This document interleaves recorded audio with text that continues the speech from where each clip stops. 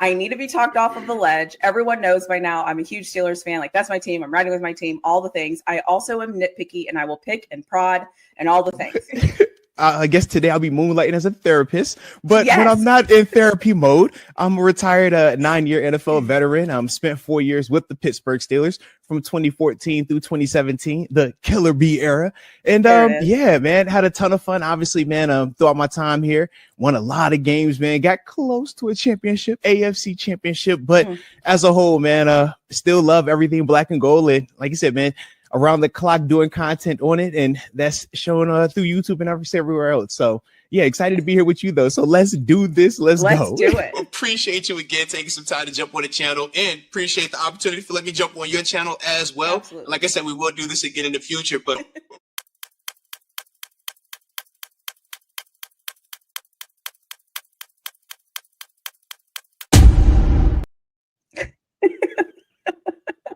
just love that. It is so self-serving also, because I feel like it's like your intro of like who you are and what you are and all those things. So I am super excited.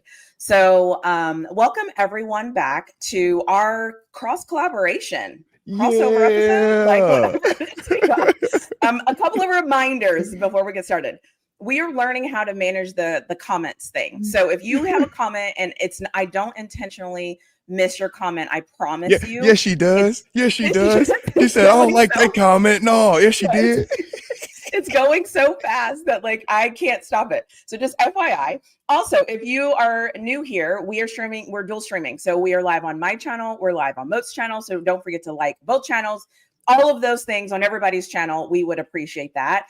And then I know you usually do a roll call. So let's go ahead and do a roll call. Yeah, Rob, where you're from and all those things. And I just want to say, I also am very aware that you've had 2 shows, right, with opinions and things, but these are my opinions and my thoughts about the preseason game. And so I thought, like, I'm still going to share what I think, and then we're going to kind of preview for the future. So welcome everybody in. 1000%. Yeah. We are here early. Yes, I can still see the chat for everyone. So I'll say this until I need to say it. Just make sure you're respectful. Say whatever you want to say. Just make sure it's respectful. That's the only disclaimer I have. Say whatever you want to say. Just make sure it's respectful. Regardless of where you are tuning in from, regardless of what time it is, respect. Always lead it with respect. Pretty please. That's it. Because like you said, everybody can see the chat, all right? Not just me, TaNeisha Kid, and other people, all right? So just be mindful. What if your parents are watching? All right? Yeah. Don't say anything too crazy in there. Please don't. We are also live on Instagram, my Instagram. Yeah. We are also live on Twitter. And so we are learning, growing, Twitter X, whatever we're calling it. We are learning and growing and developing. So we are knocking this out of the park. That's because you all tech savvy over there. She said, well, I'm going to try something today. I was like, you ain't trying nothing. You whole IT department over here, man. Jeez. I thought intros were cool. I thought just the intro was enough. I'm like, yo, that was a lot. Then it was like, oh, no, we're going to do it here. Then we're going to tap this. I'm like, yo, I see the skills. Salute. Yes. All right. One thing if I can learn it, I am going to learn it. And so if you are on my Instagram, if you're on Twitter, if you're on YouTube with Moats, if you're on my YouTube, we got you. And Moats is also going to be live on his Instagram. We're going to figure it out. So anyway, so welcome everybody in. Let me get into some of these shout outs. I see y'all dropping in the comment section where you're tuning in from. I see you. Love that. We got to hit the like button. I love that. I respect that. The dog. Let's see. What up, baby? Love this. 323. Where is that? California? Yeah, we got Watts in the building. Okay. Let's go. Love. 717 Lancaster, Pennsylvania. I know that's right. I love that. Little PA in the building. Shout out. I love that. 704 Charlotte. We appreciate the 700 episode giveaway. It showed up before the show. We flawed. Respect, man. Shout out. I love it. I love this. Awesome. Oh, I lived in Hendricksville, Tennessee. Used to kick it with teammate Arthur's. Big Moan down there, There you go, Ramon Foster. There you go. I love that. Well, honestly, I know we talked a little bit, but I just realized I want to touch on Cam Heyward for a second. Oh, okay. Let's get spicy. I have thoughts. So I'm notorious for how I like negotiations. I like what's going on. That's what you told me the first time we talked. Yes. I was like, negotiate. I got to I love negotiate. I'm this. like, I respect that. Let's do it. I kind of respect what Cam's doing because, so Coach Tomlin goes on the pivot, and what does he say? I got leaders. I wanted leaders. I need leaders to lead this, blah, blah. Cam Heyward knows he's a leader. I think he's using that as a negotiation tactic. And I think Cam Heyward is like, if that's what we need, I am that. Yeah. What if I kind of get in front of a mic and say some things? So I don't know. I like, and also I think the Steelers should do what they need to do to keep him. That's how I feel. Yeah. But I like this kind of like cat and mouse game. Like, I wonder how much Mike Tomlin's comments made him go, well, wait a second. Like, I'm a leader. Yeah. So anyway, from my perspective on it, like when I look at it, man, I love it from Cam's angle, but at the same time, I respect it from the organization's angle. Yeah. What Cam said specifically, he said that, man, last year, prior to me signing this contract, I told them, once I'm all pro, AP all pro, we will be coming back and I will be looking for more money. And being in those rooms, I know how they kind of was like, all right, yeah, we'll cross that bridge when it's time to cross the bridge. And they kind of assumed that, yeah, Father Time is undefeated because that's what everybody says. And we know the reason why you don't pay D linemen or older players is because Father Time is undefeated until you see somebody punching on Father Time. Exactly, like Cam Heyward. These past couple of years, he's like, yo, Father Time, come here real quick. I'm not done with you yet. Come here, Father Time. Yeah. And now we have this scenario where it's like, yes, he just restructured a deal a year ago. But the premise of that restructure was that it was going to be for 1 year because nobody thought he would come back and have the type of season that he had. So now he's just trying to collect what he feels he's owed. And from the organization standpoint, you're doing exactly what you're supposed to do. Exactly. Slow play it. You kind of have leverage organizationally, though, because can Cam legitimately sit out? At 36, you can't. 36, that's a tough fight. Yep. But from the organization standpoint, you need Cam on that field. You do not have Cam's replacement from a leadership standpoint or from a production standpoint on that roster right now. So that's the leverage that Cam has. But yeah, this is going to be interesting to see how it plays out, though. Super interesting. I'm team pay my dog, though. Pay my dog, all right? That's my man. Yeah, I bled with this dude, man. Pay my dog. The same way you heard me say, hey, TJ, whenever we talk Boswell, pay Bos, all right? If I bled with you, I want you to get your money, man. We got to pay Bos. But I respect and love what Cam is doing because he is reminding people that I know what I'm worth. I also know how old I am, but I also know what I'm worth. And I feel like I don't like that we live in a world where like we think players should just fall in line and do the thing because none of us would raise children that way. Yeah. None of us would tell our spouses to be that way. None of us would tell our parents to be that way. And it's like he knows what he's worth. Good for Cam. Like, well, you know how it is, though. You know how it is. We pick and choose which stance we want, right? When it's convenient for the argument. And the case in point is this. You hear how many people say, well, you just signed the contract, honor the contract. But we all know if he didn't play well when he signed said contract, they would be the first ones hollering about releasing from said contract, regardless of the length of the contract. So which one is it truly? Is it a performance based on a year-to-year standpoint, which is what we feel it is? Or is it this, once you sign the deal, you play out the deal? Because if that's the case, we don't even need guaranteed wording in it. Just honor the length of the contract. And now all this goes out the window. The reason why we fight as players for these guarantees is because it's short-lived. One play can change our life. Cam was on that same field with Ryan Shazier as well. Let's not forget that. We know what this game can do to you. And that's the other part of the seriousness of why we say when you got a chance to get paid, man, you do whatever you can to get that money because there is no guarantee that you're going to get another chance. Period. Exactly. And this is my comment too. Like, I didn't respect it until I heard Cam say, I told the organization I would be back after my all-pro season. And my thing is this. If you can't trust a player, he said that. He called his shot. good for him for standing on business. Mm-hmm. What do you want him to do? So you want him to lower your worth because it makes you feel uncomfortable and you just want him to be back on the field. No, like, anyways, I just wanted to bring that up because I'm Team Cam. I'm always team get your money, first of all. Yeah. And I kind of like this. I like that. Like, I don't think Coach Tomlin meant to have that interview come out right at the same time. But it's look, like, who's a better leader on this roster right now than Cam? And not just from a coming in here and leading for this season, but when we're talking about the culture, when we're talking about guys that have been a part of championship runs or been a part of playoff success, he's the guy. In terms of black and gold, he was one of the final dudes that's been out there that was a part of those killer bee runs. So when you're talking about a guy that understands structure, you talk about a guy that understands leadership, the guy that has seen the heights, but has also seen when it's gotten sticky in that organization as well. And some of the stuff behind the scenes, that's the calming presence. That's the Walter Payton Man of the Year, league-wide too, man. Exactly. A certified good guy, but we know what he is on the football field. And we're not saying, from my perspective, break the bank and make him the highest paid dude. I'm not even saying that.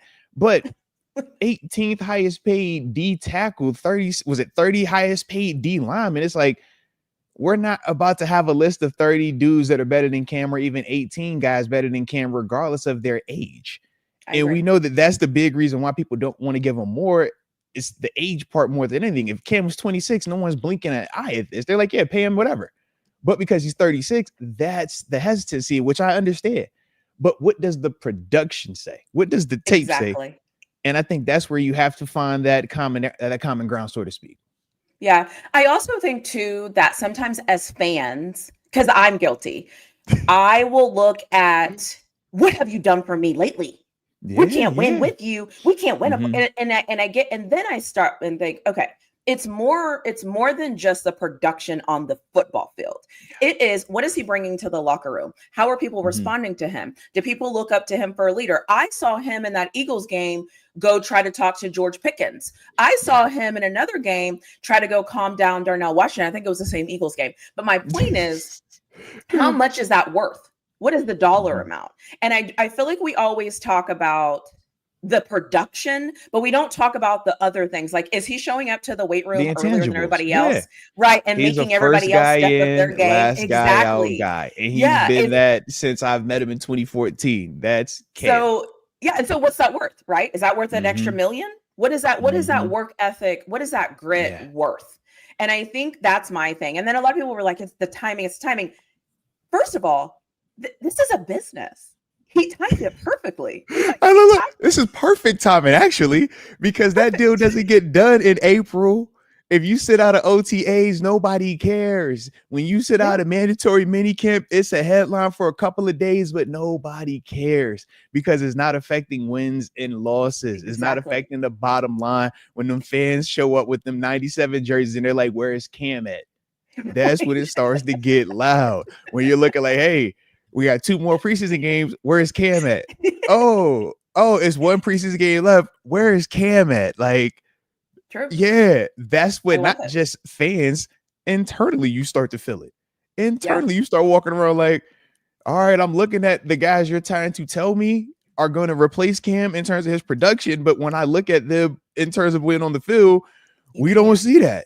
And I've experienced that before, I've experienced that, man, where, you're at organizations and dudes are experiencing some contract scenarios and internally they're trying to preach, this is the next guy. He's going to be just fine. And you're like, coach, you're lying to yourself, baby. Like, nah, maybe down the line, but not this year. You're like, and that's why this timing is perfect. If you can take a second, take a deep breath and remove your fandom, being a Steelers fan, and you can take a step back and look at Cam as a person. He's doing what's best for him. The timing is right. Everything is fine. Now, the flip side of being a fan, now you have to trust the organization to figure it out. That's how that's how it goes. And so it's like, I respect Cam, and I also expect the Steelers to figure it out.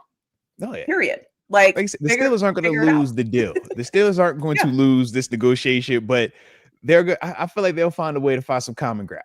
But they're not losing. They don't lose the negotiation. The house never loses. Just remember. I love it. I love it. So a little bit about my thoughts about the preseason game. I was about to say, we talk about that. Let's talk about the preseason we haven't game. done this before. This is this is new territory right here. So I'm excited. So this is like post game, my thoughts. Okay. The game was fine, right? Like I don't care if I like winning. I know it matters, but like whatever, cool. I was holding my breath. Okay. As soon as our offensive line are on the field, I literally was like, oh God, please, please, please, please, please. And I was watching and I was like, okay, that looked good. Okay, please, please, please. So I was fine with them. Did their run blocking, was it great? No, but they held up. Okay. Yes. Then something I noticed. Okay, remember because this is how I look at football. Remember during during the offseason, what name do we kept hearing? Darnell Washington.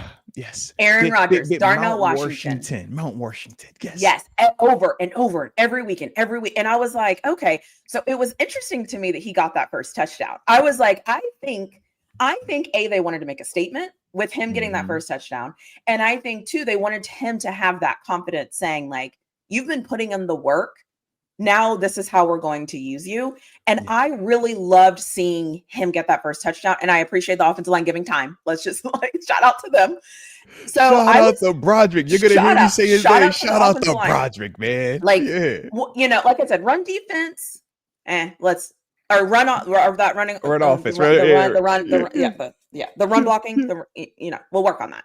But we held up, and I thought, okay, I can work with this. I can work with this.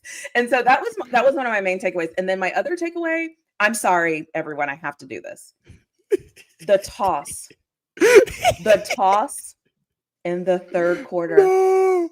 Why did we toss it? I don't know what you're talking about. That play has been redacted from my memory. I don't know what you're referring to. What toss are you talking about? Why did we toss it? I didn't see anything. The blinders. Who saw the toss? I didn't see anything. No one has talked about the toss. We shall not entertain this negativity. We shall not entertain it. Nope. Nope. The devil's a lie. The devil's a lie. Not today, Satan.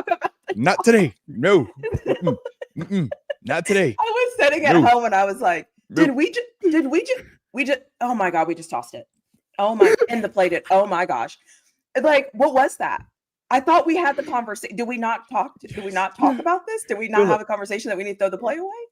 My hope was this. At that stage, he said, hey, I need to throw out just calls to just have him out there, but I don't want to call anything that I'm actually planning to use in the season. So that's how I looked at it. I was like, you know what? Yeah, you know what? Call the triple reverse next. All right, just call the triple reverse double flea flicker. All right, give me the throwback pass. Give me all of that right now, because clearly we just emptying the bottom of the play call out. All right, we just emptying it out. That's what this stage is. That's how I took it. Okay, and I'm gonna stay like that as long as I don't see that happen in any of the regular season or postseason games. I will be fine. You call all that stuff you want in the preseason. Preseason, you call it 30 times in a row. Because I'm going to say, he's trying to run the clock out. He's trying to he's being smart. He wants to keep the clock running so that way nobody gets hurt. We just reducing the game. That's what he called. That's why he did it. You know what I mean? I'm looking at it that way. Yep, sure am. I kid you not. I was watching the game and in my mind, I was like, offense line needs to hold no tosses. And I need the defense to just look coordinated. That was like that was it. That's all I wanted. Yeah. Can't have nobody running free, please. God. I rewinded it and I was like, we just tossed it. Oh my gosh. We just tossed it. You really hit the double check. So that's funny. You say, I had to double check to see if it was a toss. That was me on that 70-yard field goal. That's the only time I had to double check. I'm like, did I see that right? The toss, I'm like, nope. Fast forward. I know I ain't seen. Nope. Nope. Nope. Another toss. And I was like, oh gosh. And then the other thing is too, I want to give a little bit of merit to my elite average because I think it showed up in this game. Talk. So, yes. So for me, elite average means you are always going to be better than the average team. You just are because you're better. You're better in organization. You have better play. Like you're just better, right? You're just better at it. Yeah. It showed up in this game. Our second string, third string, some of those guys, honestly, I didn't know who they were. I'm sorry. But they were still better as a unit than anything Jacksonville was able to throw out there. Because we are elite average, like against an average team, that's kind of not really average, kind of really bad, honestly. We're going to look that way. And so I think for me, when I look back at this, I'm like, we looked how I thought we were supposed to look against that type of competition. And this isn't a knock on Jacksonville. One day they'll figure it out and they'll kind of get going. Jacksonville is Jacksonville. Right. And it's like, and so that is what I mean by elite average. That is how we're supposed to look. Like, our defense looked in sync, right? Like no blown coverages, right? Like I'd get into the ball. Like it looked how it was supposed to look. That is elite average. Like we're better than that. Like we're perfectly positioned. And to me, the reason why I love it is because it's very accurate. Like you said, we don't look at Jacksonville right now as world beaters. We know the teams that we're hunting. We're talking Baltimore. We're talking Cincinnati. We're talking Buffalo. You're talking Kansas City. We're talking the heavy hitters, the teams that have over the past 5 years have shown that, they're able to have a postseason success and a postseason legitimate run. Exactly. Right now, we should beat a Jacksonville. We should beat a Jets, Giants. You know what I mean? Like all those teams, we should look better there. We should have more depth then. And I don't think that's a negative thing at this stage because right now we only know what we know. We won't know if we're ready to take that next step until we go into a Buffalo, until we see that Baltimore team, until it's Cincinnati on the schedule, right? But until then, control what you can control. And more importantly, pass the tests that are in front of you. I mean, we don't know how many, opportunities we're going to get to see what an average team or an elite team looks like. So when you go into that stadium, man, be locked in. You know how you got to treat it. Come in that thing and, man, put your best foot forward. Whether you're a 2, whether you're a 3, when you're on that field, you know what you're representing here. I agree. And take it over. And then, like, the last thing I want to say about this game, of course, it's the first preseason game, and it comes down to the wire. Of course. Of course. Why am I sitting at home going, what are we doing in the preseason? I'm trying to figure this out. No, you got to stop this, TaNeisha. You know why. You know this is what we do. You can't be a Steelers fan and not have your blood pressure medicine ready. You know we're going to stress your preseason. It don't matter. It doesn't matter. This is what we do, all right? This is what we do. Just got to lean into it, all right? You have to lean into it. What was my heart racing? Jeez. Look, you already got your PhD. I already know you got one PhD, but you're gonna have another PhD in just heart management as a Steelers fan. All right, heart management, because it doesn't matter. We was all sitting there like, all right, now here we go. I know we scored 30, but I'm just hold on. All right, wait a minute. That's kind of closer than it should be. It always happens, but that's where that average aspect of us comes in, right? Because good teams blow teams away. Good teams, they're not having this. For me, I'm like, oh gosh. Okay, how much time is on the clock? Okay, 40 seconds minus 2, minus this. Okay, they have one timeout. And I'm like doing calculations. I'm like, it's the freaking preseason and I'm calculating this. Everybody gets real numerical. I'm like, hold on. All right, if I take this divided by that, average play is 6 seconds. But what if it was a pass? But if it was a quick pass, it could be like 3 seconds. All right, 3.5 seconds. All right, wait a minute. That's in the play in there. Yes. I do. Yeah. And I was like, okay, they have 2 timeouts. Okay, they'll get it back. Okay, 2-minute warning. And I'm like, this is the preseason. This is the preseason. Yes. So anyways, so those are all my thoughts for the game, but I have a question for you because I was watching the game and then as we transitioned to Tampa Bay, I was wondering mentally, what is it like for a player? So how do you mentally prepare to go into a preseason game? Is it like give it 100% every single play? Is it, okay, I know I'm going to play 20 snaps or so. I need it. Like, what is that mentality like for you? Preparing for a game, coming off of a game and now preparing for another game. Yeah, so it's very unique preseason versus regular season versus postseason, right? But specifically preseason game 1, that mindset is unique, man. I've been fortunate to kind of experience where you play a lot in that first preseason game, and then I've graduated to where you get to wear your hat on that first preseason game. All right, it's pretty dang cool, right? But for me, man, anytime I take the field, it's always that 100% mindset. When you're going out there, you play football 100% because if you don't, that is when you will get hurt 100%. Yeah. The game is too violent. The game is too fast. So for me, I always took it as if I'm going to be on this field, man, this is something that it's not, my right to be out here. It's a privilege. I've earned it, but it's a privilege.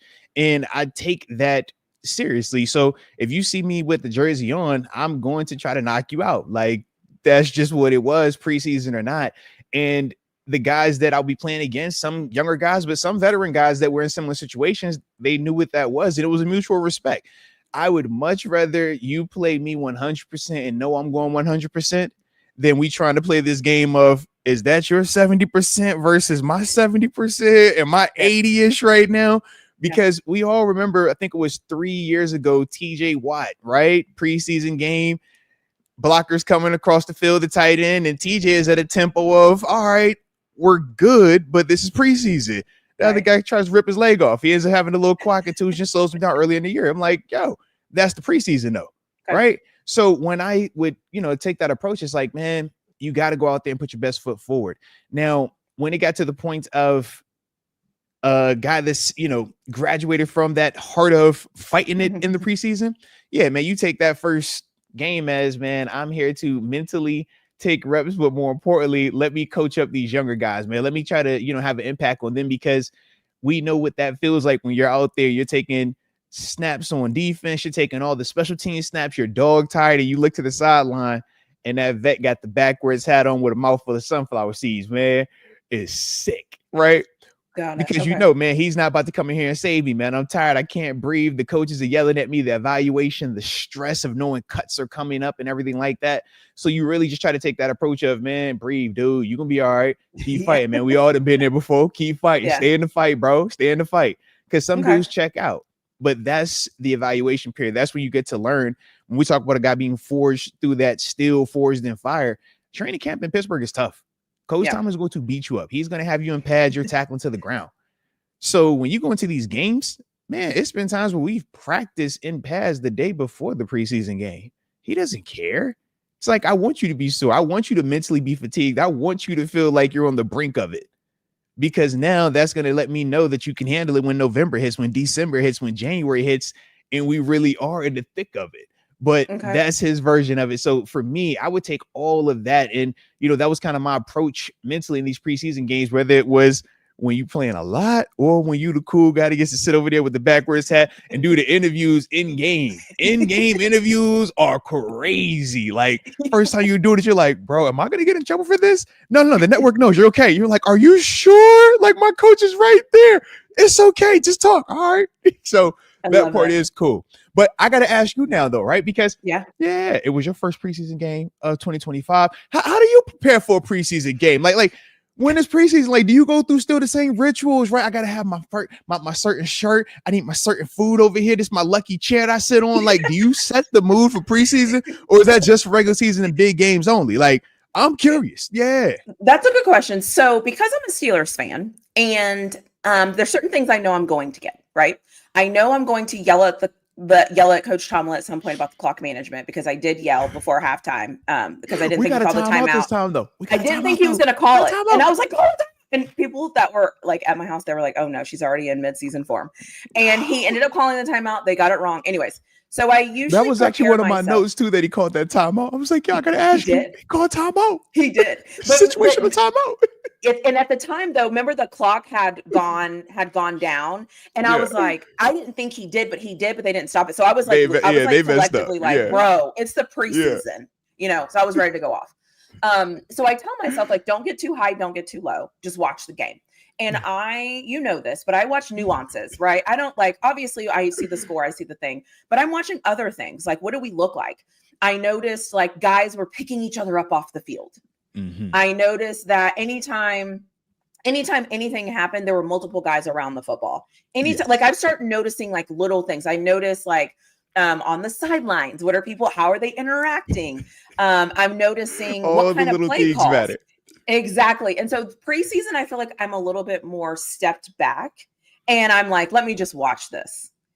In the regular season, though, I'm like, if these guys do not, so it's like a little bit more. I'm however, gonna kill with him. the caveat. I'm gonna kill him. I'm definitely gonna kill him. The toss, I collectively lost my crap. I'll be honest. Like, and I had to remind myself it was preseason, and I had to say it's not this serious right now. Let them toss it. Let them get all those tosses out so that they never call that play again. Never. Completely out the system. I will be honest though. My dad was like, "That toss is going to win us the Super Bowl. Watch," and I was like, "Don't you make me like that toss." Look, If And we the see other thing that is toss in the too, Super Bowl, we're gonna lose our yeah. minds. And the other thing is too, somebody just put it in the chat. So one of the things I want Tomlin to do, my word for Tomlin this year was evolve. I need him to do some things like break his tendencies, right? We all know his tendency is very conservative, we have a great defense. We're going to punt the ball, whatever. This is a preseason. Go for it. Do some things, like spice it up a little bit. Yes. Yeah. And so that's what I look for. I look for that. I just look for dynamic, right? Like I know what you're going to do, but that I'm telling you that freaking toss, it's going to like, so that's what I look at. I'm just like, I just want to see good football. I don't want us to have a lot of penalties. I'm a lot nicer, I feel like, in the preseason. During the season, I like that. I like that. Yeah, I'm nicer. Like, I want to be friends with these guys in the preseason. During the season, I'm like, you didn't see the guy coming off the edge there? You missed him. You gotta warm up to it. Just guys get a little grace period. That's always the grace period stage right now. Okay, so anything that you may see in these next two games that makes y'all feel a little uncomfortable, just remember it's preseason. It's by design. It's by design. Exactly. We haven't gained a yard on a toss in 4 years. Like that toss, I'm telling you.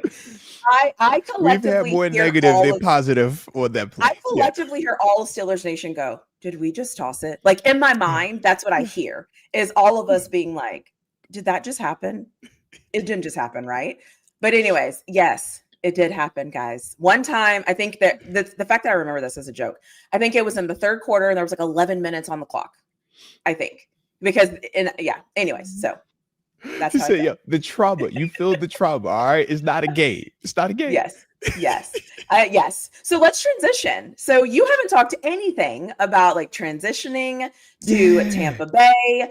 Tampa Bay is definitely a better team. I watched them run up and down the field against the Titans. I'm actually excited about this one. Like, do you think Aaron Rodgers plays? Do you think what are your thoughts as we head into week 2 of preseason game against a good opponent? I think like Tampa Bay, like I know it's the preseason, but I watch them and they're like, as you should. Yes. So what are your thoughts? Do we see Aaron Rodgers? Is this the moment?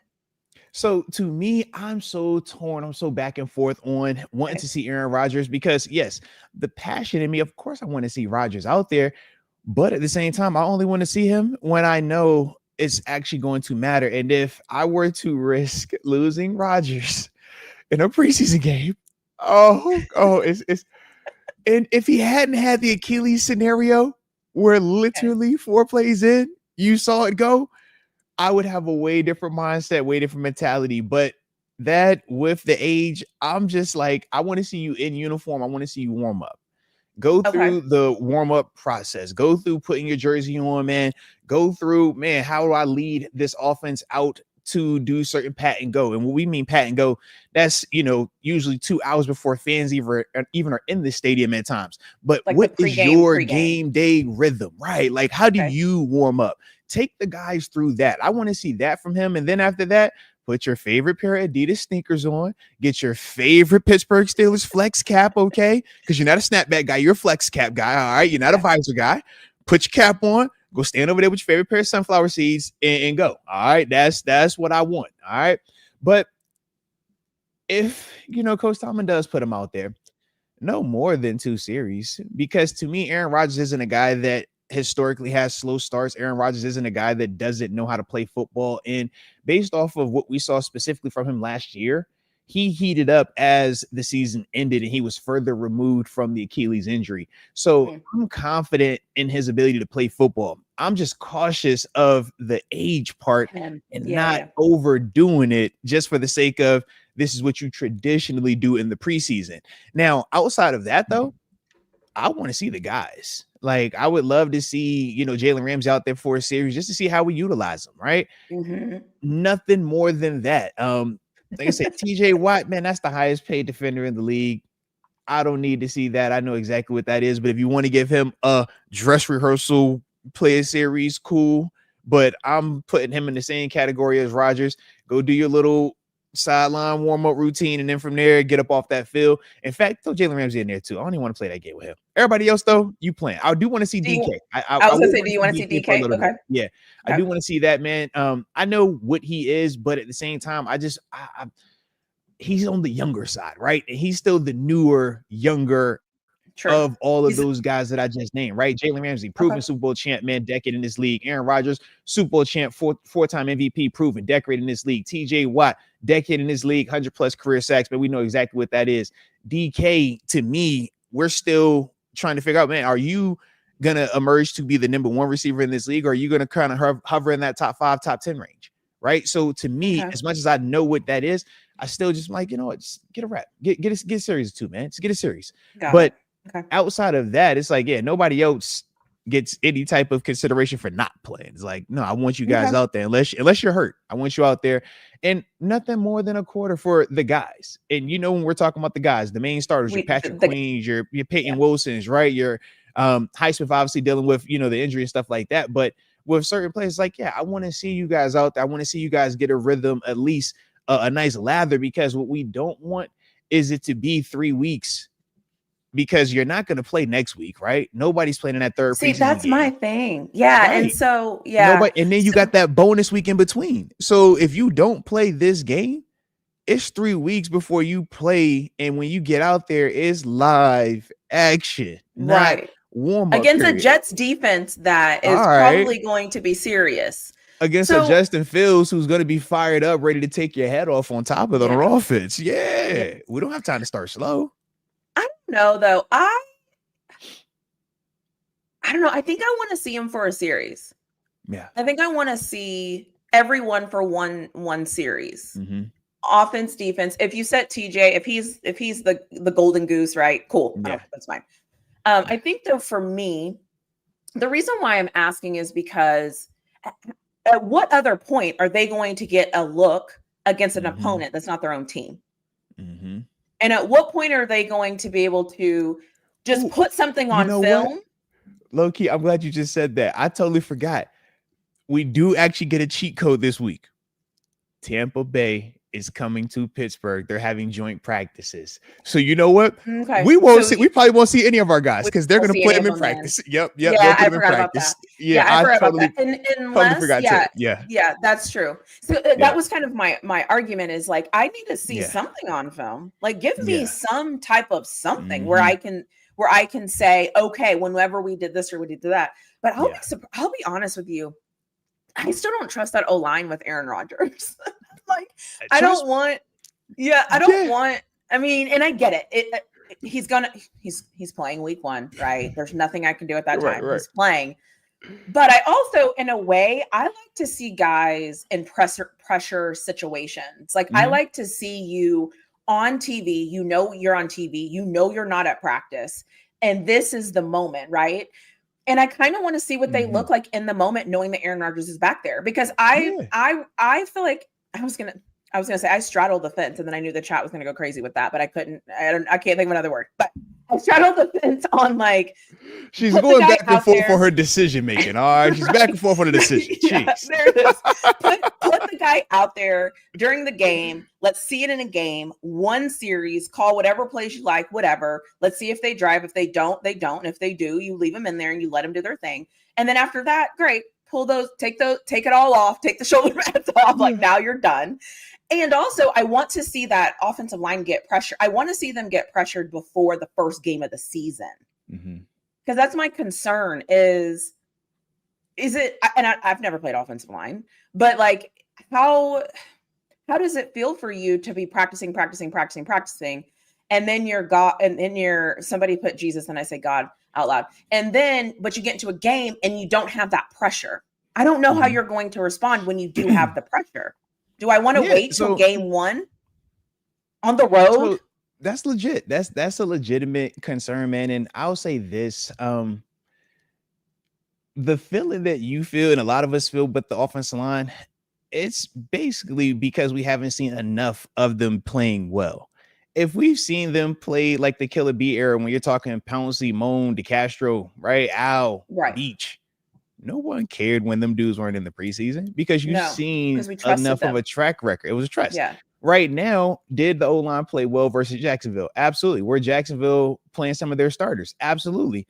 But because it was one game and we only saw them for about a quarter and a half, it's not enough. And that's legitimate. That's real. And we believe in that. It's a results-based business. Now, you do it again this week. Okay, we'll have a little bit more confidence. But you have to keep it going to the point that we build up a trust, a rapport, because, remember, we're in a broken relationship, right? They've scarred us. Okay. We've had a lot of years of them not, they didn't come home when they said they were going to come home. Right. It was a lot of years of broken promises where we said it can't get worse. It can't get worse than this. And for some reason it did. All right. Then it said, oh, this can't get any worse. And then it did. All right. So we've been really, really, really scarred. All right. So now when we see just a glimpse of, oh, he actually got me some flowers. Oh my God. Do you actually like me? Like, that's what's going on right now. But we don't trust just yet. We're like, hold on, man. I didn't have flowers before. All right. And then they ain't seeing for a month. Okay. Right. So we just it's take it one day at a time. All right, one day at a time. I'm like, we will build trust with them as they continue to show that they deserve trust. But and that's why I want them to play. In terms of the O-line specifically, it doesn't matter which quarterback is back there. You're going to feel a certain level of pressure when you're in stadium just because it's pass or fail. It's not like D-line, right, or outside linebacker where I could play in a game, man. I get cooked for 98 snaps, but I have the game-winning strip sack. Everybody's calling me great, right? You don't get that luxury on offensive line. You can be great for 99 plays, man. You give up that sack, your quarterback strip sack, forced fumble, or breaks his leg or whatever. You are forever the villain. All it takes is one play. That's O-line. And it's not even in the sense that, when we talk specifically on defense, you could be on a bad defense and be nice, and we will separate you from the group. O-line, it's y'all all suck, right? We don't sing out be like, oh, that guy's not. No. Y'all all suck, right? All of y'all. To the point where we even throw the coach in it. We're like, you the O-line coach, you suck too. You in this too. 100%. We don't do that with the other positions. Nah, we don't look at the wide receiver group and be like, man, all the other four of y'all, but that guy's nice. Fire all y'all. We don't do that. No, we don't care about it like that. True. Because I can separate you guys. So that's the part where O-line is like, man, those guys they're just gonna need more opportunities in stadium to prove that they are trustworthy. But I will say, I thought that Jacksonville game was a nice start, start to build it, to rebuild in this relationship. But to me, they got to keep doing that week in and week out. And like I said, I don't want to see Mason Rudolph get hit, right? If Mason Rudolph was back there getting destroyed every play, I'm like, no, that's not good for anybody to be back there behind that, man. So, O-line, please keep doing what you're doing. But we know the pressure is going to be on those guys each and every week, man. That's not going to change. Absolutely not. And I think that's kind of my thing, like I said, because I watched Tampa Bay, and obviously, again, Tennessee is another team that's just not, they're not there yet. They're working. I'll just say that nicely because it's in the preseason, and I'm nice Tampa's in the preseason. They're definitely an interesting team, man. And I just watched Tampa Bay literally just run up and down the field, just over and over, and I thought, okay. This will be a good defensive challenge, but I maybe it's just because you're right. I'm in this like relationship with the Steelers where there's certain positions I trust, and there's other positions where I'm like, I don't believe you. No, I don't care. So think of it like this, TaNeisha, do you need to see TJ Watt, Alex Highsmith, or Nick Herbig to believe that we're going to have a pass rush this year? Right? No. Because you've seen those dudes do it so many times. You're like, I can close my eyes, and when I wake up, I know we got pass rushers. Right. I know I got guys that can get after the guy. Right. Right. So that's all that is, man. But they're gonna develop, right? Because that's all you can do is either develop or die. That's what we say, evolve, or they're gonna find somebody else, right? And with all of those guys, I do feel like they're at the right stages. The big question mark, as we know, is gonna be Broderick, right? Just because of all the things surrounding him, he's the one that we've seen the most negative plays from thus far. So now it's like, all right, we know we're a little bit more hypersensitive to him specifically, but just that O-line group, man, I will say to them, you're a different gear. I mean, you're a different group, right? Whatever has happened in years past, man, don't carry that baggage into this season. I remember, man, at times where they would try to put the history on you. And what we mean is, hey, you guys have never done da-da-da-da-da, or, the past couple years, you guys have done that. And it's like, bro, what does that got to do with me? What does that got to do with this year? We are a whole new group. This 5 hasn't started in 20. This 5 hasn't worked together yet. This 5 hasn't started a full season yet. Y'all haven't seen us do this yet. So let me prove that to you. Let us show what we are capable of. And that was the mindset that, as players, you try to take versus fighting the history so much. As like media and as fans, we focus on that part because it's like until we get a chance to see it, this is all we can go off of. But as players, man, you try to forget quickly. You got to have a short memory. And always, what's the next thing? How can I get better to get me to that next goal? And that's just, the little difference of just, the player's perspective on it. Okay. And I just need to let everybody know, this is a normal therapy session that we have to go through for me. Okay. Yeah. I know I played it on the intro where I was like, and Moats was like, this is going to be me giving therapy. And I'm like, yes, it will be. I love it. This is normal. Okay. For me to be it's the preseason. It's the preseason. Exactly. I'm so excited because it's fun. It's refreshing. This is new. Yes. And I think too, like as a fan, because I try to become like a more mature fan, right? Over time. It's like no, the things that used we to don't like me. mature fans. Cut it out. What does that? How do you even say it? I'm a mature fan. I only watch the game. I sit here. I don't yell at the TV. I show no emotion. We golf clap on touchdowns, and we shake hands on first. Oh man, I want popcorn thrown in the air. I want to see some. Yeah.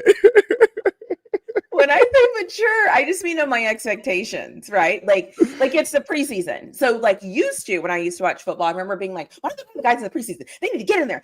And then I was like, no, they don't need to get in there. So now I'm trying to like evolve my brain of like, this is going to take time, right? This is a process. And the process is for opening day. So now I'm trying to kind of like figure out what the process is. And then I need to be comfortable because the truth is I'm just not comfortable with the offensive line. So no matter what you say, I'm not going to be comfortable. If they come out this week and they do amazing, I will still be like, okay, but if they come out and don't do great, then I'll be like, I knew it. So it's like nothing they can do right now is going to win me over. That's just what it is. I think that's maturity, right? Maturity is realizing that it's not them, it's maturity. Me.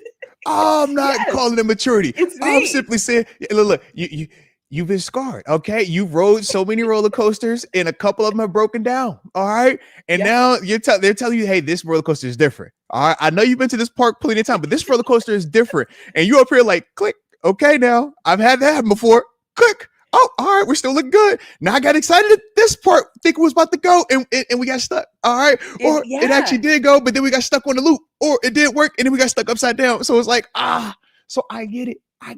It's like mental gymnastics. You're like, it's good, it's not, it's great, it's not, and you're like, I'm tired of them. Okay. Yeah. I'm like, I'm tired of them.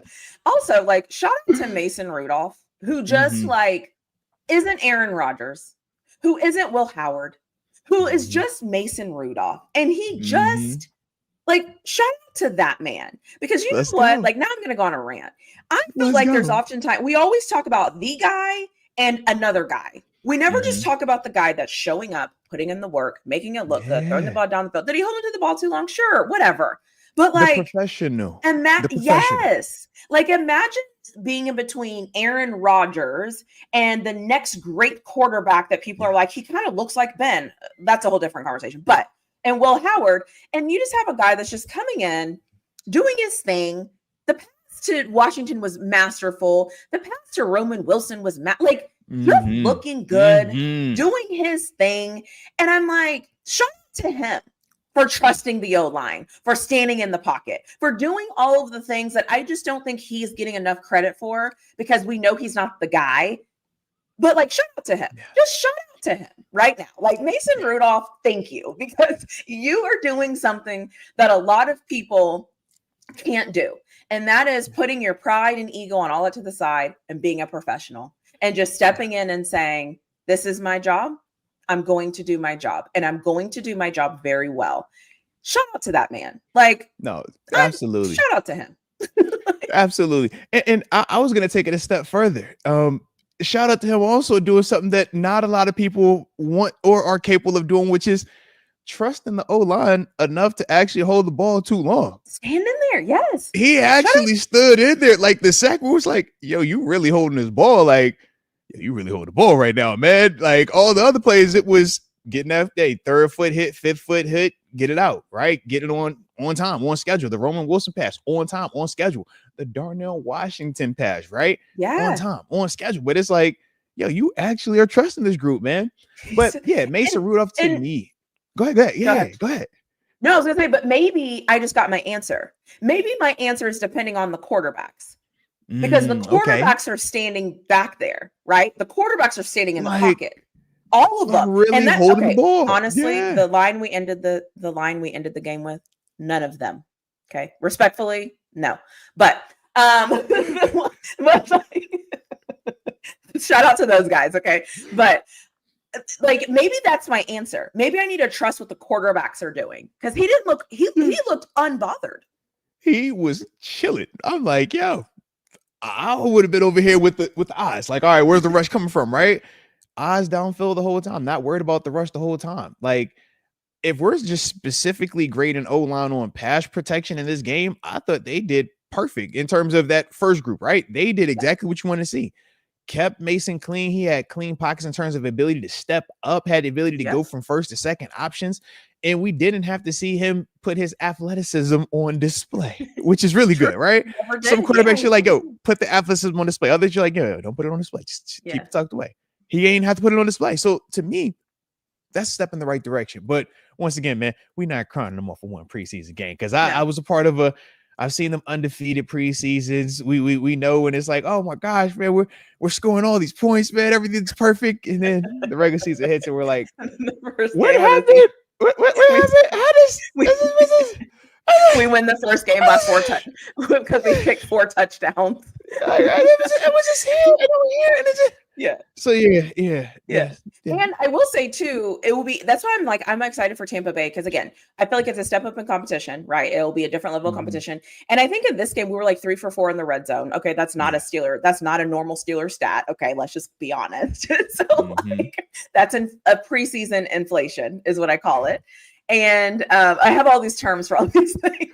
I love preseason it's a preseason inflation. Yes. Yeah, it's like same as like all of it is kind of right because you don't really know what you're going up against and who is the guy and before you realize that guy that you thought was going to be on the team he gets cut and so you're like oh he wasn't even the guy.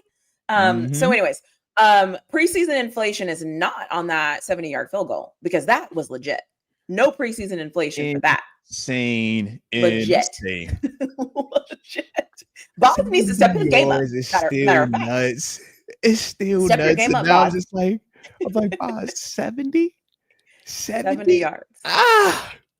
Can you imagine though a world where you just have to get to the 40? Let's just say the 40 and make it a 60-yarder. Can you imagine like that? That is insane. Because this is the part where you start focusing on accuracy. I'm like, yo, how frequently can you hit from back there, man? Because that's just crazy. The fact that he put that on tape and it looked cash money good. Like seriously, I never thought he was going to miss it. As soon as he kicked it, I was like, off the release. I was like, off the release, it was good. Yeah, off the release, it was good. Yeah. What an advantage too. I want him to kick again. I want him to do it again. Like I want him in the next game if they get a chance. Like even if it's 60 or 65, I just need to see it because if it looks that good from 70, I don't know why. Just roll it out there at this point. Like that.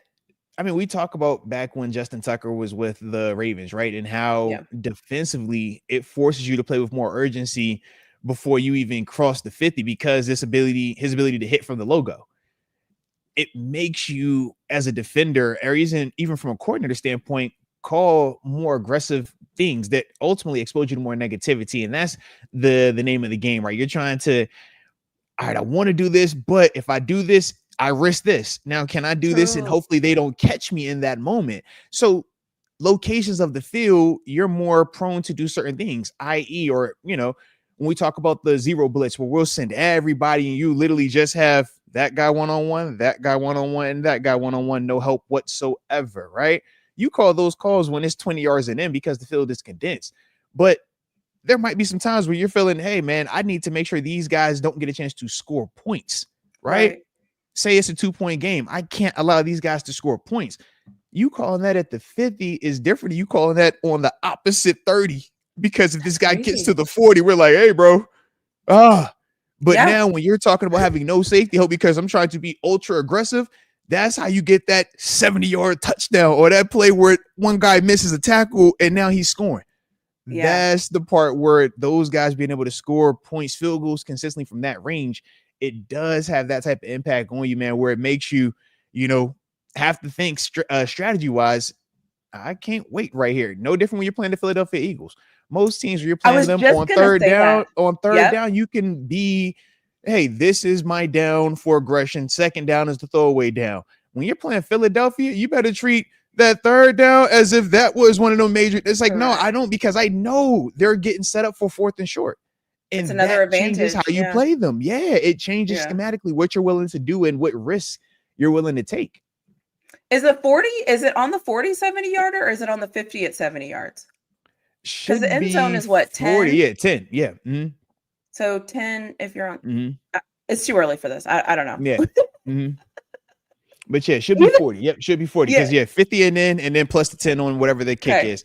And so like 2, that means if you get the ball in the 35 or 30, whatever the rules are these days, because they change them. From the what do you have to go? 20 yards right now. 30 Basically. yards, and then you can bring in your field goal kicker. That's crazy. Yeah. That's crazy. Interesting. And trust me, as an offense, you're never going out there with the mindset of I want to kick a field goal, right? So they're always going to have the intent of scoring touchdowns. But knowing that you have that as a tool, as a thing I can go to if it doesn't work, and I'm not even at the 50-yard line, I know I can get points here. That's major. That is major because those 3 start to add up. Right. Well, listen. Okay. It adds up. Yeah, okay. We won what 2 games last year by just kicking field goals.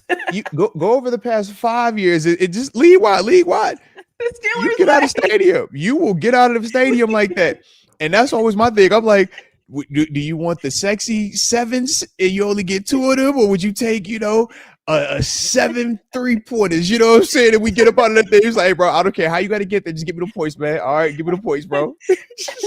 Every time I'm like, one thing we're going to do is kick a field goal. Okay. One thing the Pittsburgh Steelers are going to kick a field goal. Name. Why is Boz a household name? Just remember that, right? Whenever we're beating our chest about Chris Boswell, why is Boz a household name? You don't become a household name by just hitting 1 or 2 occasional field goals. No, consistency. All right, we see you a lot. All right, everybody, we know you. All right, we know you. That is so funny. Somebody wants to know if you would try a field goal from your own 40 in a regular season game. There's a strong chance I wouldn't unless it was later in the game because the risk. If I missed that, the odds of me giving up 7 points increase drastically, and that's the other alternative. That's the strategy part of the risk the game. It's like, it looks great when he makes it, but the first time he misses it, and now they're guaranteed 3 points, but they turn it into 7 points. We're going to be looking at you in that next time, like, dude, you got one more miss in you from 40. And we're not kicking this again until we on the other 40. Like you don't even get to kick 50s no more. You know what I mean? Like that's kind of how it goes because these games, as you said, right? You look at the point spread.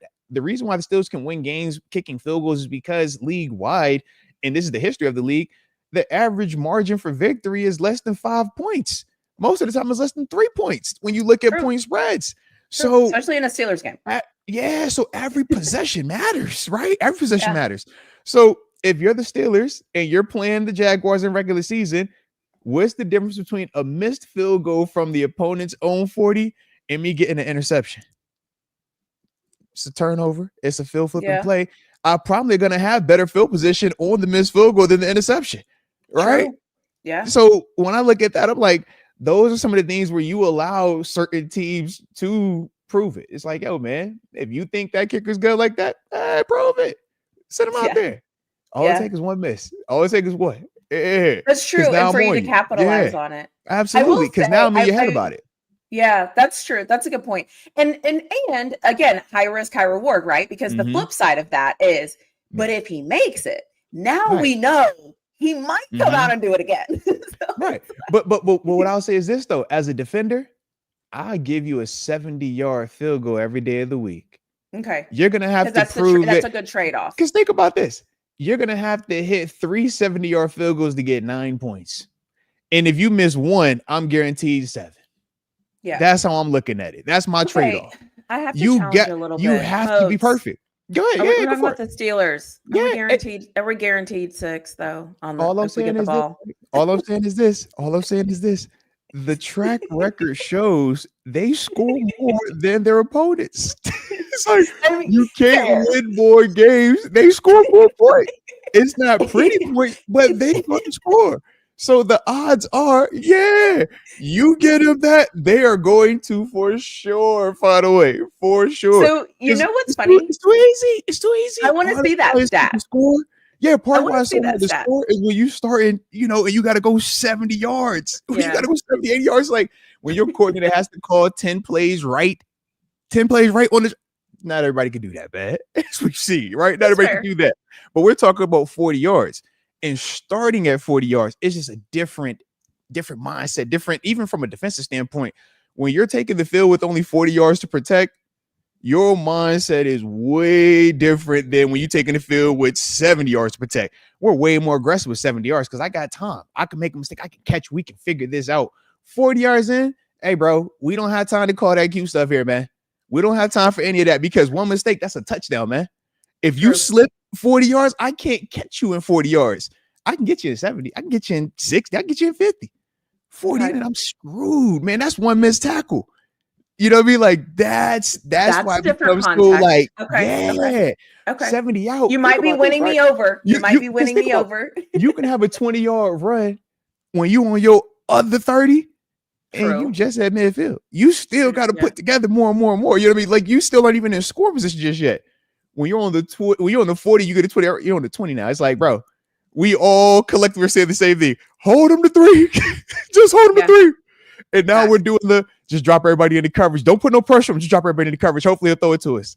So that's why it changes a little bit compared to, when you out there at the middle field or further back. Oh, yeah, way different mindset. But that's why you also see our offense struggle there too. Because defensively, I can play you straight. I don't have to fear you. I don't have to have that. Hey, man, we ain't got a lot of real estate back here anymore. It's way different. Yeah. So that's why I'm like, man, you let them kick that field goal. Heck yeah. Arthur Smith, Matt Canada, we could go down. Randy Fichtner. Were you shooting for 40 in? Would you rather shoot 23 pointers or 20 layups? Right? Yeah, give me the layup. Give me the layup. Heck yeah. I love that. Okay, cool. So I'm going to pause. Yeah. So we haven't said in a while. My bad. If you're here, hit the like button. We are streaming. Hit the like button, subscribe, share, all of those things. Can I say that we're going to do this every week heading into the season? I mean, if you would like to, I would like to say that, say like if this is a thing, I would like to make a thing. I'm just thinking it should be a thing. I think it should be a thing. I'll let you say that. But make sure if you're here, hit the like button on both of our channels. We are dual streaming. We will be dual streaming all season. Moats is going to talk about that here in a minute. Yes. And so don't get comfortable, do all the things. I do want to caution everybody. I do also talk about college football. So sometimes people get confused. And they're like, but I thought I do. The Pittsburgh Steelers are my babies. Okay. I do also love a good college football stuff too. So I do that as well. Listen, PhD TaNeisha. All right. Cause you the doc over here. You ain't about to you drop the PhD on me and just real casual. But I got a PhD and everything. Nah, doc. All right. Dr. TaNeisha, Dr. Really Flawed. Yeah, we doing this though, man. Of course, we gotta do our Tuesdays, and we're also gonna be joining on Thursdays as well, man. We'll be seeing TaNeisha specifically on the Arthur West Experience as well on our Thursday shows, and we're previewing the upcoming games also, man. So super excited about that. And like I said, man, just a ton of us just creating content together, man, and just continuing to grow. So yeah, y'all already know. All right, that's how it's gonna be, and it's a Tuesday thing. All right, so yes. Yeah. Go ahead and put it on your calendars, all right? Yeah. I just want to also say, because a lot of people don't understand like the behind the scenes stuff of YouTube. whenever you collaborate with somebody and the person you're collaborating with is like helping you and you're helping them and you're kind of like learning together, that's what this is. Okay. So we're not a perfect product. We're learning. We're like doing our thing. We're in preseason 2. Okay. So we're but she knows more than me. All right. I'm following her. She pushes me technology wise. All right. Cause I'll be over here just like, ooh. All right, I gotta try to match this. All right, I gotta try to figure this one out. Okay, I can figure this out. I'm not gonna send another email. I'm not gonna send an email ask for help. All right, you're fine. Yeah, every time anybody's on your show and they come up on screen, I'm like, yes, because I do. I watch your show. I've said this many times. I do watch your likewise. show. And so anytime I see people pop up on your screen, I'm like, we're in there, like we're moving. So just know, like we're working behind the scenes to make this as good as we can make it, as far as like content, and then also like the behind the scenes, making it sound good, look good.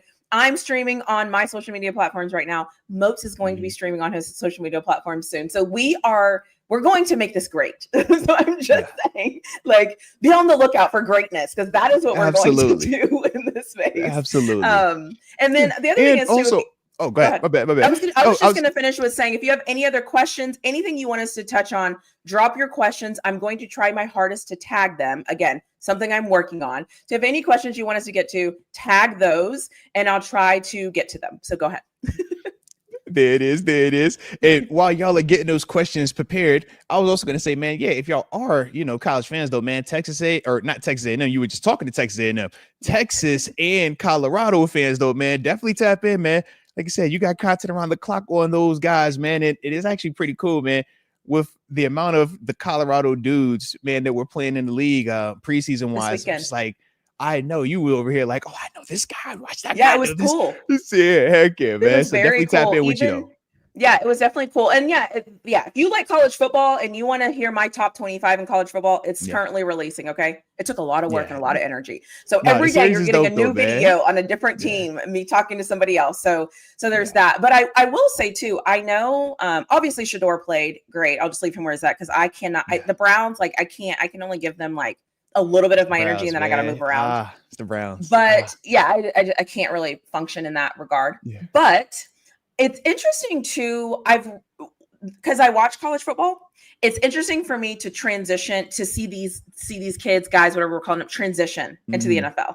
And I find myself, I don't know them as the guy that plays for the Seahawks. I know them as the running back for Miami or the tight end and so it's interesting for me also to relearn. Like, again, Jack Sawyer, I know he's a Steeler. He is a Steeler, okay?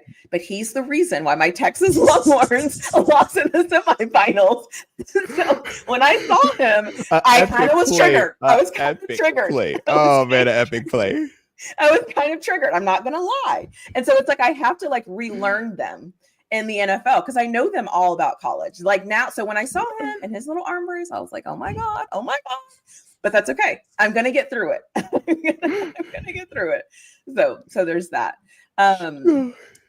Somebody said, does TG have an emoji? Oh, no, not yet. Okay. I get one though. All right.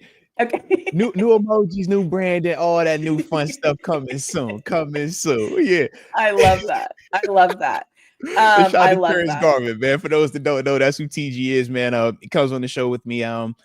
Former teammate of mine with the Steelers and current defensive coordinator of Norfolk State University, down with Mike Vick, man, down in the 757. Shout out to TG. Yeah, I mean, that jersey, was that a jersey that you were wearing yesterday? Yeah. So TG, man, obviously at the collegiate level, NILs are big, man. So with Norfolk State, they all have different NIL things. And for TG, man, he calls his the NIL Express, where they have these custom, 757 Norfolk State Spartan jerseys specifically for the defense, man. And, he sent me one to go ahead and put on out there. And after that, it was like, all right, appreciate your love, But yeah, man. So it was pretty cool jersey though, man. Pretty cool. Yeah. I like it. I love that. The other thing too, I think that is cool that's happening right now, because it's preseason, is all of the things we kind of talked about all off season, where we're like, I want to see this. I want to see this. I want to see this. Yes. It's like the one thing, we didn't have any turnovers.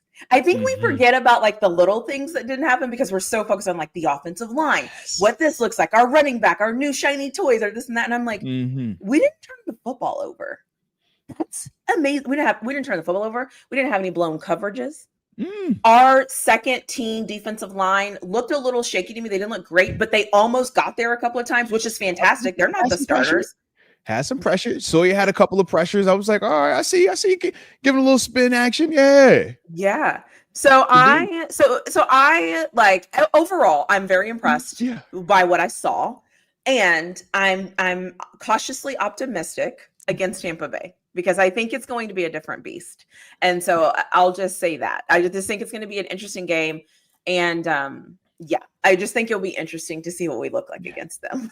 No, without a doubt. And I'll also say this, no penalties was also another thing that I liked from us, man. That means we're clean, right? Getting in and out of the huddles, clean in terms of our tackling, right? Clean in terms of getting in proper position where you're not reaching, grabbing, having to hold, pull guys, right? Those little things matter also.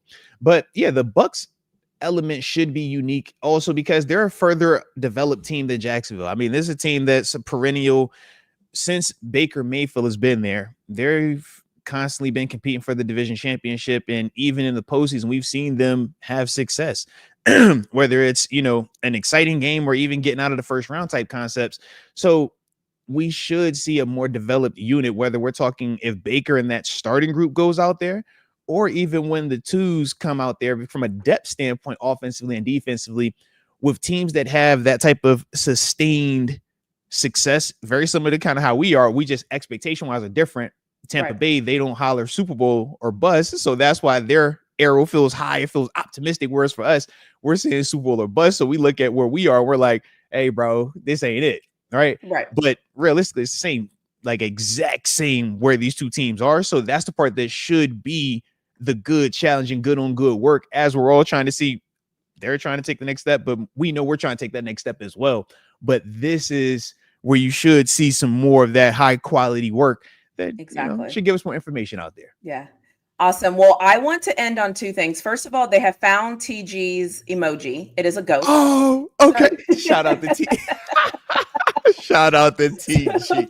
So I'm telling you, yes, I watched the chat. Like I know people don't think I'm looking at the chat, but I can see everything that's said in the chat. Yes, everything. So there's that. And then I think this is a good kind of question to end on. How are we feeling about releasing Naji? And thinking Caleb Johnson was going to be the answer. How do you feel? Because I don't know if we have enough sample size yet. That's kind of my own opinion, is because it was literally the first preseason game, and he didn't do anything wrong. He caught the pitch. Anyways, okay. It probably wasn't him. I was just triggered when I said that. I didn't mean it. I'm sorry. But how are you feeling about releasing Naji now that you've seen a little bit? You've seen a small sample size. Yeah, I'm biased towards Naji. I love how he plays. It's physical. It's old school, but it's consistent. Okay. We minimize 1,000-yard seasons. We minimize the availability. We minimize the physicality that he plays with because, when we're arguing whether we should pay a guy or whether we should draft another exciting player, these are the way that we would kind of like tear a guy down, so to speak. And to me, I just thought that you are going to feel the difference. Like Caleb Johnson, I have a ton of higher expectations for, and I think he's going to be a really good player. But Caleb is going to be a different flavor than Naji. Caleb is a little bit more, speedier, a little bit more pick your feet up and try to get around it. Whereas we know with Naji, man, like the way that was played SEC wise and the way that he's played NFL wise, we have a certain expectation for him physicality wise. And I think that for Caleb, man, he's going to have to learn to match that. But I don't necessarily think that he should try to match that specifically. I think that he has to create his own lane of this is the Caleb Johnson style of play. And if we could like look at him differently, I think that that's going to benefit Caleb a lot more, especially early on, because we know, man, Caleb is a third rounder, right? Whereas when we look at Naji, this is a first round pick, a top 20 guy, right? So even ability wise, and even what we looked at and became more just, all right, this is what we expect now. Some of that is still not, anybody's just doing this. And that was my argument at times when we were talking about Naji. It was like, we say anybody can do it, except when we pull it up, nobody does it. Because it's actually hard to do in terms of just being out there, being available. You're getting hit every single time, right? It slows you down. That's why we say their shelf life is so small. So I'm waiting to see with Caleb Johnson, man. The benefit that he has is he's not going to be asked to be the bell cow, right? The only guy. We got a Jalen Warren, right? You still got a Kenneth Gainwell. So he is going to get a chance to kind of develop a part of a unit, huh? You know what I mean? As part of a unit. Yeah. Right. Okay. Whereas with Naji, remember, Naji didn't have that same luxury. Naji, was you're drafted, you're the bell cow. We're going to give you, was it 400 touches his first year, right? We out the gate. Caleb Johnson is not about to have 400 touches. No. It's like, no. And if he does, everyone needs to be fired. Right. Something went wrong. Absolutely. Something went wrong. Something went terribly wrong. So I just think that we have to just look at those guys a little bit differently. I look at Caleb as you're going to be a part of a group. And if you're a part of this group the right way, that's going to give you time to develop into maybe being the solo artist. Naji came out the gate as a solo artist, man. Like, this is two different. Like, I think Naji came too early for us. Naji came like literally, I feel like 5 or 6 years, maybe too early. Or too late, right? Depending on what if he is here doing the James Conner, doing the L Bell O-line era, we are swearing by Naji because he is killing folk. If he comes, what we're hoping this new O-line is going to develop into, we're swearing by, we're saying he's killing folk. He came doing the drought.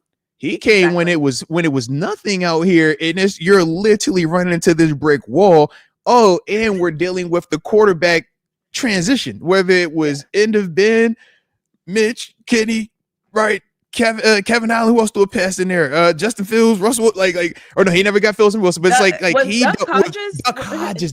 It was Duck Hodges. I'm like, he dealt with those guys. You feel me? Yeah, like as a defender, if I'm coming into the stadium and I'm like, yo, it's Mason at that stage, it's Duck at that stage, it's Kevin Allen, it's these guys at that stage, and it's Najee Harris. I'm like, yo, Najee's the guy we're keying, bro.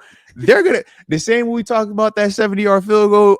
You're gonna have to hit 10 of those for me to feel like I'm about to change it. Those quarterbacks are going to have to drop 300 on me weekly for me to not pack this box because Naji is more of a threat. And that's the thing. I just think that for what we were viewing him in that scope is just a different scope now. And I think for Caleb, it's a benefit for him. Like, I think that Caleb should do better, but I just don't think when we pull it up 5 years from now, we say, look at what Naji did his 5 years in the black and gold and look at Caleb. To me, Najee's numbers are going to be better, but that's due to just the time and the offense that he was asked to play in versus what we're going to be asking from Caleb Johnson. Okay. I love that. I want to give a shout out to Footballville.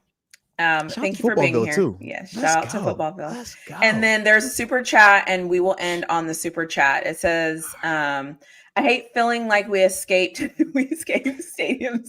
Biting nails with 3 to 4. I'm sorry. I've already went on this rant, so I'm sorry for laughing. Let me collect myself to be a professional. I already know where this is going because I feel the same way. So, okay. Let's go. I've composed myself. I hate feeling like we escaped stadiums, biting nails with 3 to 4 minutes left instead of third string and with W secured. Moats. What will it take for the offense to take a step up? Is it wide receivers, offensive line, running backs? What is it?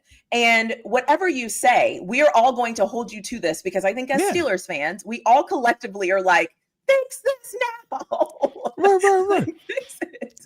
You know, my whole thing, whenever we started off and we're talking about just the style or the spread of a victory, as the professional dude, like, we don't get caught up into that because we understand, man, that's a high school, that's a college man's thing. You know what I mean? We were talking about, you should beat this team by 10 points. You should beat this team by 30 points. Fair.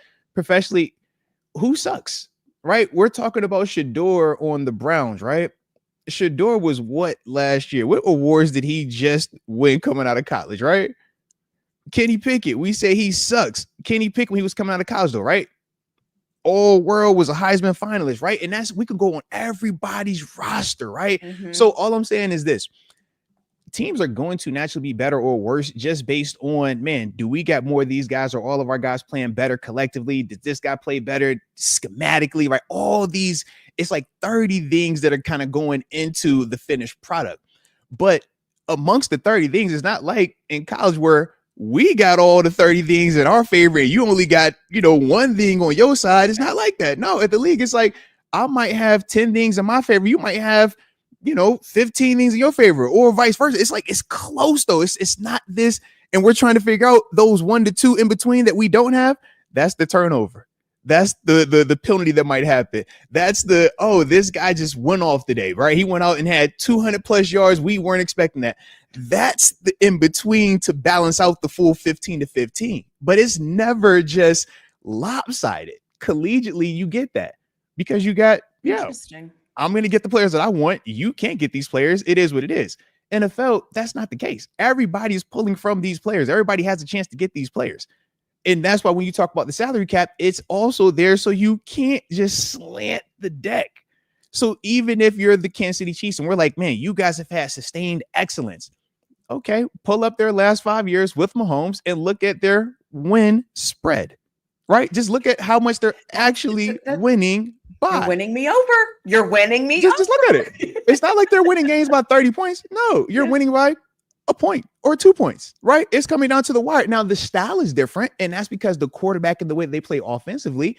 But we know that argument. You got to have the quarterback to do that type of stuff, right? So we see the scoring part, but in terms of the just getting out of the stadium, nobody part, that's going to happen, I think, regardless if you're a Bills fan, if you're a Ravens fan, if you're a Bengals fan, like all of these teams are getting out with just, this getting their team. It's like, we barely made it out of there. But that's just this level. And I think that's the hardest thing for a lot of people to understand because high school wise, you see teams score 60 points and a team will score 10. And you're like, bro, yeah, we whooped them, right? You'll see Bama at one point put 40 on the team. You're like, yo, that's still a Power 5. How did they do that? Yeah. Why doesn't that happen in the NFL? And it's like, yeah, because that NFL team that supposedly sucks has Myles Garrett. Myles Garrett is one of the best defenders in the league. Like not just in Cleveland, in the whole league, the whole world, right? We have a TJ Watt who is better. So that gives us but how many people in this world are blocking Myles Garrett? And he plays for one of the worst NFL teams that we would say, right? Cleveland Browns. But that's that. Kevin Stefanski is a 2-time coach of the year. He's coaching. What? It's interesting too. Yeah. Because what you're saying happens is we watch our team and we want our team to demolish teams and move forward. Absolutely. But what's really happening across the league is tight games. And you're not wrong. Yeah. Because how many times, am I waiting for a team to come on or I'm waiting for the next slate of games and so-and-so is going into overtime. So-and-so has to kick a field goal. So it's coming down to the last drive. Clutch moments. So and you're probably right in context. You're probably 100% right. I just think as a fan, we're so focused here though. Yeah. Well, and we're spoiled.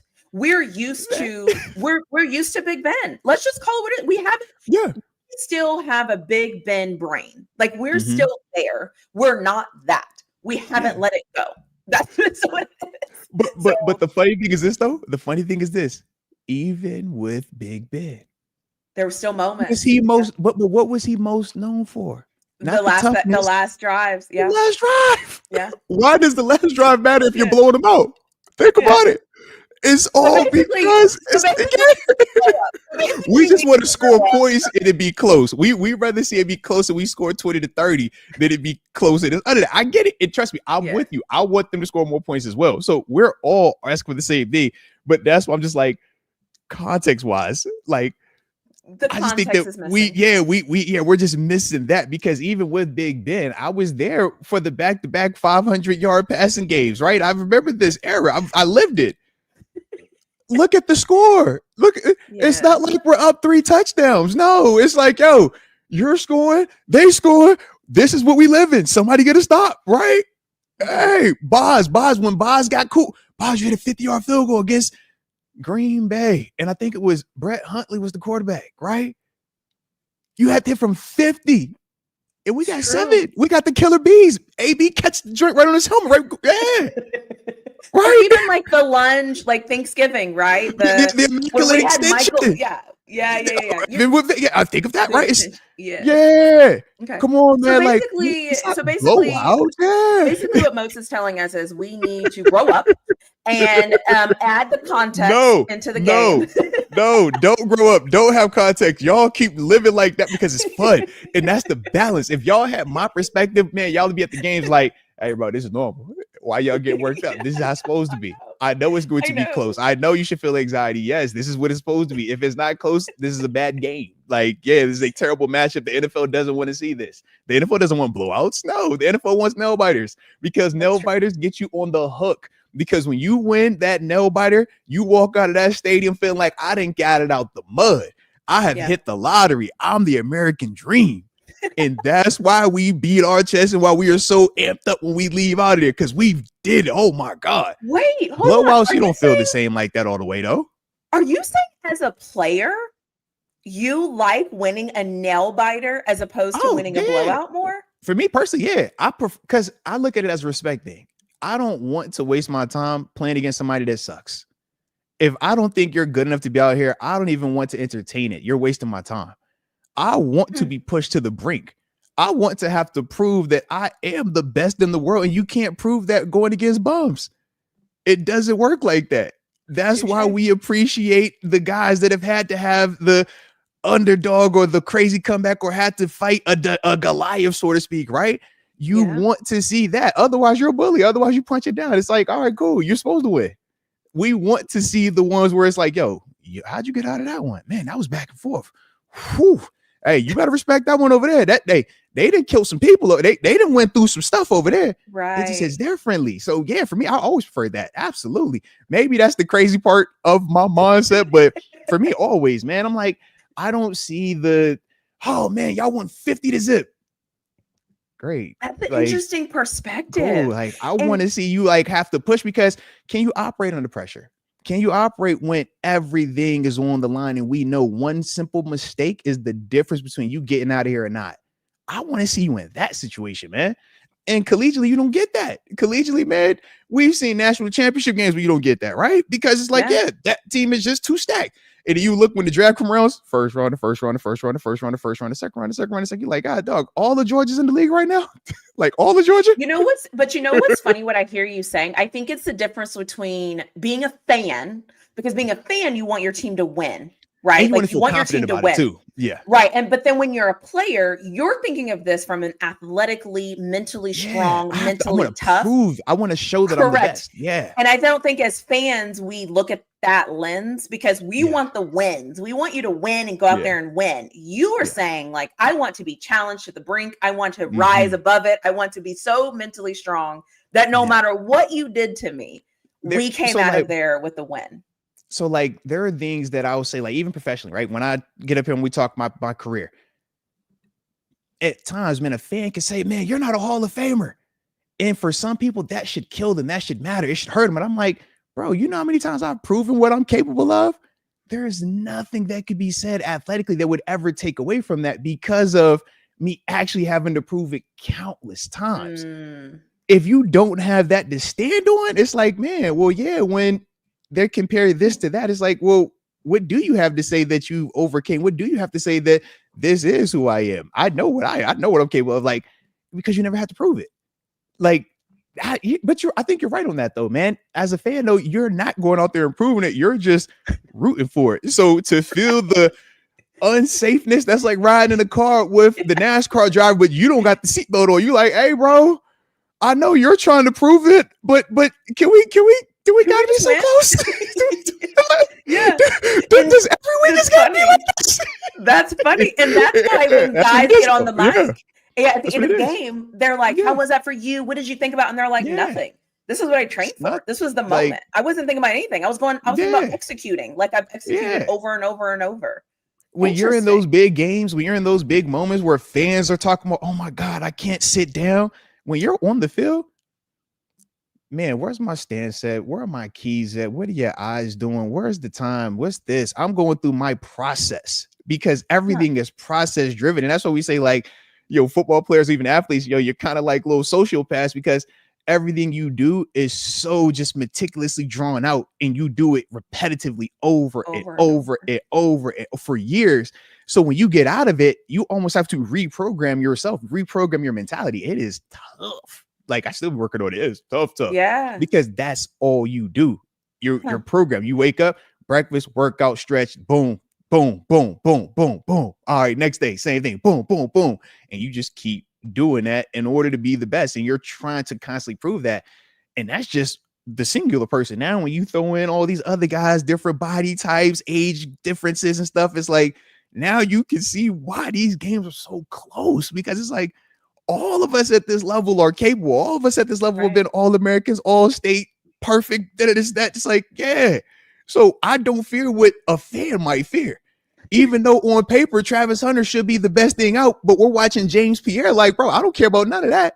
You watching Caleb Johnson, y'all hollering about kid Travis Hunter tackle Derrick Henry. Caleb Johnson like, bro, I don't care about any of that you hollering about. Why? Because as players, you're trying to prove it. You like, bro, I don't care about none of that. Whereas a fan, it should have been, man, Travis Hunter should cook anybody on that field, not named Jalen Ramsey, right? Yeah. Travis Hunter should lock up and tackle anybody on that field, not named All-Pro.